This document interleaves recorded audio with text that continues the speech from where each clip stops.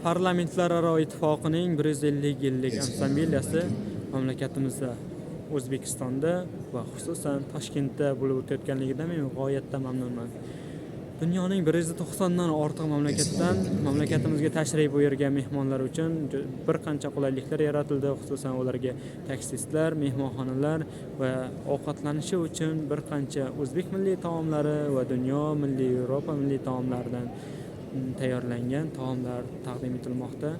Bu tadbirda men Shimoliy Koreyadan kelgan mehmonlar uchun tarjimon sifatida ishtirok etyapman va o'ylaymanki, mehmonlarni mamlakatimiz haqidagi savollariga to'laqonli javob berib o'tyapman va meni qiziqtirgan narsalarga ular ham javob berishda davom etishyapti. Bu tadbir davom etadi. Bu tadbirning halicha boshlanishi.